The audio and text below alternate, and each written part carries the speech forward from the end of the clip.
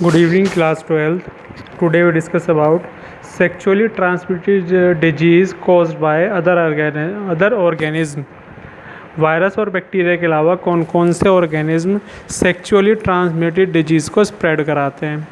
तो इनमें सबसे पहला जो डिजीज़ है वो है आपका वेजाइनल यीस्ट इन्फेक्शंस। ये यीस्ट के थ्रू होता है ना। और इसको स्प्रेड करने वाला ये है आपका कैनिडा एल्बिकेंस। ये आपका एक यीस्ट है। तो मैंने आपको कल बताया था कि वायरस और बैक्टीरिया के अलावा भी कुछ ऑर्गेनिज्म होते हैं जो सेक्सुअली ट्रांसमिटेड डिजीज़ को स्प्रेड करते हैं। उनमें पहली जो डिजीज़ है वेजाइनल यीस्ट इन्फेक्शंस, इस डिजीज़ को स्प्रेड करने वाला जो यीस्ट है वह आपका कैनिडा एल्बिकेंस। ओके, इसके सिम्टम्स क्या हैं? ये pain in vagina and penis, कि अगर किसी मेल और फीमेल को ये डिजीज़ हो रही है तो उसको वेजाइना में और पेनिस में पेन रहेगा। और इसके लिए ट्रीटमेंट क्या यूज़ कर सकते हैं हम, क्या मेडिसिन यूज़ कर सकते हैं? आपको 2-3 तरह की इसके लिए टैबलेट्स आती हैं, जैसे निस्टेटिन नाम की मेडिसिन यूज़ कर सकते हैं, क्लोट्रीमाइजोल के नाम से मेडिसिन यूज़ कर सकते हैं, और माइकोनाजोल के नाम से भी मेडिसिन यूज़ कर सकते हैं। और ये स्प्रेड होने के रीज़न्स क्या हैं? वही मैंने आपको कल बताया था कि मोर सेक्सुअल रिलेशनशिप रखना, होमोसेक्सुअलिटी रखना, प्रोस्टिट्यूशन का यूज़ करना। आप इससे बच कैसे सकते हैं? कॉन्डोम्स का यूज़ करें, सेफ़ रिप्रोडक्शंस के बारे में जानें। इन चीज़ों से आप इसके बारे में जान सकते हैं। नेक्स्ट है आपका ट्राइकोसोमाइसिस वेजिनाइटिस। दोनों एक ही नाम है, ट्राइकोसोमाइसिस या वेजिनाइटिस। आप दोनों का अलग अलग उससे भी जान सकते हैं। ये जो डिजीज़ है आपकी एक प्रोटोजोन से फैलती है। ये है आपका मल्टीफ्लैजिलेट प्रोटोजोन ट्राइकोमोनाज वेजिनेलिस। अब ये देखिए, मेनली ये जो प्रोटोजोन्स है फीमेल के वेजाइनल पार्ट्स में प्रेजेंट होता है, लेकिन ड्यूरिंग रिप्रोडक्शंस के दौरान अगर फीमेल इस डिजीज़ से ट्राइकोसोमाइसिस या वेजिनाइटिस से सफ़र कर रही है तो रिप्रोडक्शंस के दौरान ये फीमेल से मेल की बॉडी में भी ट्रांसफ़र हो जाता है।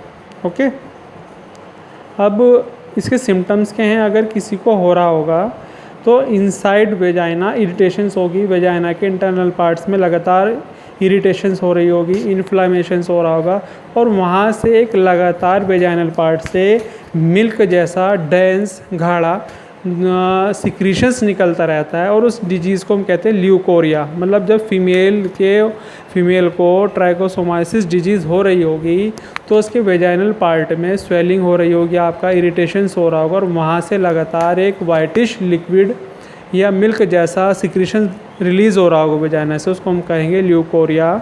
इसके लिए थेरेपी क्या है, मेडिसिन कौन सी यूज़ कर सकते हैं? आर्सेनिक, ओरियोमाइसिन और मेट्रोनिडाज़ोल नाम की आप टैबलेट को यूज़ कर सकते हैं।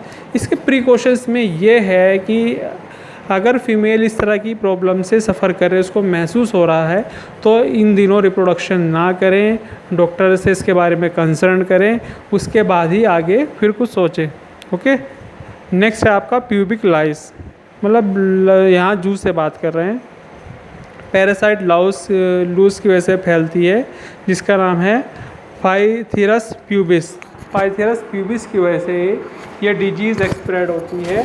और ये मेनली आपको प्यूबिक हेयर वाली, यानी कि जहाँ पर फीमेल बॉडी के वेजाइनल पार्ट्स के ऊपर हेयर प्रेजेंट होते हैं, वहाँ ये प्रेजेंट होती है। सिम्टम्स क्या हैं? तो प्यूबिक रीजन्स के हेयर डैमेज हो जाते हैं, इरिटेशंस होने लगती है, पेन होने लगता है। जो आपका रिप्रोडक्टिव रीजन्स है वहाँ पर भी रेड स्पॉट या रेड कलर के मस्से बन जाते हैं। मेडिसिन आप इसके लिए डॉक्टर से कंसल्ट किया हुआ कोई भी मेडिसिनल शैम्पू यूज़ कर सकते हैं। और इसका बेटर ऑप्शन ये है, सुझाव ये है कि अगर किसी को प्यूबिक लाइसिस डिजीज़ हो रही है फीमेल पार्ट में, तो उसको टाइम टू टाइम अच्छे मेडिसिनल शैम्पू से उसका यूज़ करें। तो ये मैंने आपको आज sexually transmitted disease spread by yeast, protozoans and pubic lysis से होने वाली बताई। यस्टरडे मैंने आपको बताया था sexually transmitted disease, bacteria and virus. आज हम लोग इसमें एक नया टॉपिक ऐड करेंगे जिसका नाम है एमनियोसेंटेसिस। एमनियोसेंटेसिस बहुत अच्छा, बहुत इम्पोर्टेंट टॉपिक है। आपको उसके बारे में अवेयरनेस भी पता लगती है। ओके, देखिए एमनियोसेंटेसिस कैसा है कि आप जो फीमेल प्रेग्नेंट है उस प्रेग्नेंट फीमेल का सेक्स जान लें। उस फीमेल के अंदर कि बॉयज़ का फॉर्मेशन हो रहा है या गर्ल्स का फॉर्मेशन हो रहा है।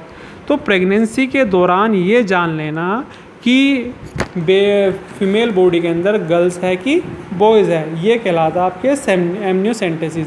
इसके लिए क्या होता है कि फीमेल बॉडी में प्रेगनेंसी के दौरान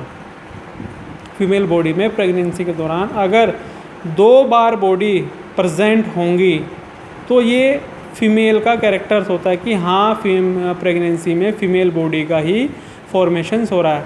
यदि अगर आपका प्रेग्नेंट लेडीज़ में 2 बार बॉडी प्रेजेंट हैं, बार बॉडी सिर्फ फीमेल में ही प्रेजेंट होती हैं। ओके, तो अगर फीमेल में 2 बार बॉडी प्रेजेंट हैं तो आप जान सकते हैं कि ये फीमेल बन रही है। तो इस तरह से प्रेगनेंसी के दौरान सेक्स को जानना ये कहलाता है आपका एमनियोसेंटेसिस। फिर से रिपीट कर रहा हूँ, प्रेगनेंसी के दौरान सेक्स को जानना रिगार्डिंग बॉयज़ है कि गर्ल्स है, ये जानना एमनियोसेंटेसिस कहलाता है। अब एमनियोसेंटेसिस करते कैसे हैं, उसका एक तरीका होता है, एक मेथड होता है। देखिए ये डायग्राम देखेंगे, इसमें क्या होता है कि जैसे फीटस डेवलप कर रहा है यूट्रस में, तो इसमें अंदर की ओर ये जो आप रेड कलर की लाइनिंग देख रहे हैं, इसको हम प्लेसेंटा कहते हैं, जिससे मदर और फीटस आपस में कनेक्टेड रहते हैं। तो यहाँ पर एमनियोटिक सेल्स होती हैं। ओके, ये दिख रही हैं आपको एमनियोटिक सेल। इस एमनियोटिक सेल से हम लोग एक लिक्विड निकालते हैं जिसको हम कहते हैं एमनियोटिक फ्लूइड। ओके, क्या निकालते हैं? Amniotic fluid. और इस एमनियोटिक फ्लूइड का हम सेंट्रीफ्यूगेशंस करते हैं। सेंट्रीफ्यूगेशंस के बाद अगर इसमें आपकी बार बॉडी प्रेजेंट हैं, 2 बार बॉडी प्रेजेंट है, तो आपको जाहिर सी बात है पता चल जाता है कि ये फीमेल बॉडी है।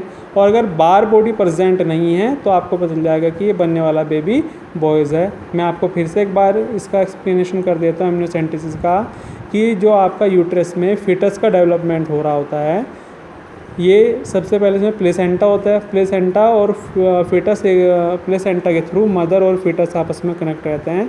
तो इस यूट्रस के अंदर आपके एमनियोटिक सेल्स होते हैं और इस एमनियोटिक सेल्स से हम आपका एमनियोटिक फ्लूइड लेते हैं। देखिए ये आपको दिखा रहा हूँ एमनियोटिक फ्लूइड। और फिर इस एमनियोटिक फ्लूइड का हम सेंट्रीफ्यूगेशंस करेंगे। सेंट्रीफ्यूगेशंस के बाद अगर इसमें आपको 2 बार बॉडी प्रेजेंट हैं तो आपको पता चल जाएगा कि बनने वाला बेबी फीमेल है, और इसमें 2 बार बॉडी एब्सेंट हैं तो बनने वाला बेबी बॉयज़ है। ये इसका तरीका होता है। Now question is that amniocentesis is beneficial for our society, yes or no? Amniocentesis is not beneficial for our society because क्या होता है कि एमनियोसेंटेसिस से कभी कभी लेडीज़ अपनी प्रेगनेंसी के सेक्स को जान लेती है, रिकॉग्नाइज कर लेती हैं। और अगर उनको ये पता चल जाता है कि बनने वाला बेबी गर्ल्स है, लड़की पैदा होने वाली है, तो वो अपना एबॉर्शन करा देती हैं। ये इसका सबसे बड़ा डीमेरिट है एमनियोसेंटेसिस का, जो हमारे आज भी बहुत से एरियाज़ हैं जहाँ लोगों में अनअवेयरनेस है, जागरूकता नहीं है। तो वहाँ के लोग ये जान लेते हैं कि बनने वाला कि फ़ीमेल प्रेग्नेंट लेडीज़ में बनने वाला बेबी लड़की बन रही है, तो वो उसका अबॉर्शन करा देती हैं, जबकि ये प्रॉपरली कानूनन भी आपका गलत है। सरकार ने इसके लिए एक्ट बनाया हुआ है कि किसी का सेक्स डिटरमाइन करना कानूनन जुर्म है। इसके आप बेनिफिट भी हैं। बेनिफिट ये है कि एमनियोसेंटेसिस से आप ये भी डिटरमाइन कर सकते हैं कि जो बेबी बन रहा है उसमें कोई जेनेटिक डिसऑर्डर तो नहीं है, किसी तरह कोई सिंड्रोम तो नहीं है, लाइक आपका डाउन सिंड्रोम है, टर्नर सिंड्रोम है, क्लिनीफेल्टर सिंड्रोम है, या उसको कोई डिजीज़ तो नहीं हो रही लाइक आपका फिनाइलकीटोन्यूरिया, एल्केप्टोन्यूरिया। इन डिजीज़ का भी आप पता लगा सकते हैं। अगर इन डिजीज़ के साथ बच्चा पैदा हो रहा है तब भी हम इस तरह की बेबीज़ का एबॉर्शन करा सकते हैं। ओके, ये इसका सिर्फ़ और सिर्फ एक बेनिफिट है। लेकिन मोस्ट ऑफ पीपल हमारे यहाँ इसका डिसएडवांटेज मिसयूज़ करते हैं कि सेक्स जानने के बाद अगर उनको पता चल जाता है कि लड़की पैदा हो रही है तो उसका एबॉर्शन करा देते हैं। हमारे यहाँ इंडिया में 1 जनवरी 1994 में ये एक्ट लागू किया था, prenatal diagnostic technique act, कि इसमें आपको ये बताया गया था कि इस तरह का सेक्स डिटरमाइन करना कानूनन जुर्म है, और जो कोई ये जुर्म करेगा डॉक्टर इसमें कोई हेल्प करेगा तो उसके ऊपर 50,000 रुपये 50,000 का जुर्माना, उसका जो मेडिकल शॉप होगी, क्लिनिक होगा, उसका रजिस्ट्रेशन कैंसिल होगा और 2 साल के लिए इसकी सज़ा दी जाएगी। तो एमनियोसेंटेसिस बहुत ध्यान से पढ़ना है। मैं फिर से बता रहा हूँ, उसमें यूट्रस से एमनियोटिक सेल से एमनियोटिक फ्लूइड लेते हैं, एमनियोटिक फ्लूइड का सेंट्रीफ्यूगेशन करते हैं। सेंट्रीफ्यूगेशन से इसमें अगर बार बॉडी प्रेजेंट है तो आपको चल जाएगा ये फीमेल बॉडी है, अगर बार बॉडी एब्सेंट है तो मेल बॉडी का फॉर्मेशन हो रहा है। ये इसका तरीका होता है। अब इसका मिस यूज़ ये है कि लेडीज़ को जब ये पता चल जाता है कि उनके अंदर फीमेल बॉडी का डेवलपमेंट हो रहा है तो उस प्रेगनेंसी को वो अबॉर्शन करा देती हैं अगर लड़की का हो रहा है। लेकिन इसका बेनिफिट भी ये है कि आप एमनियोसेंटेसिस से ये भी पता लगा सकते हैं कि जो बेबी बनना है उसमें कोई syndrome like Down syndrome, Turner syndrome, Klinefelter syndrome या कोई मेटाबॉलिक डिजीज़ लाइक आपका फिनाइलकीटोन्यूरिया, पेप्टोन्यूरिया तो नहीं है। अगर इन डिजीज़ के साथ बेबी होता है तो भी इसको अबॉर्ट करा सकते हैं। लेकिन हमारे इंडिया में एमनियोसेंटेसिस के थ्रू सेक्स को डिटरमाइन करना कानूनन जुर्म है। इसके लिए एक एक्ट बनाया गया, prenatal diagnostic technique act, 1 जनवरी 1994 से इसको लागू किया है। यदि कोई क्लिनिक इसमें आपकी हेल्प करता है तो उस क्लिनिक पर 50,000 रुपये का जुर्माना है, 2 साल के लिए रजिस्ट्रेशन कैंसिल है, 2 साल के लिए सज़ा है और आपका क्लिनिक का रजिस्ट्रेशन भी कैंसिल हो जाएगा। आप इसको बहुत अच्छे से पढ़ें, क्योंकि अगर गर्ल्स इसको बहुत अच्छे से पढ़ेंगी तो हमारे सोसाइटी में, हमारे कम्युनिटी में एक बहुत अच्छी अवेयरनेस पैदा होगी।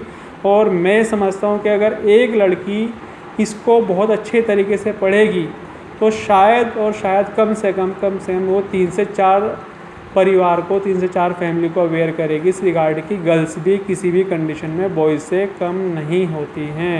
Okay, have a good day. Growth करें, घर पर रहें, सेफ रहें, सरकार के नियमों का पालन करें। Have a good day.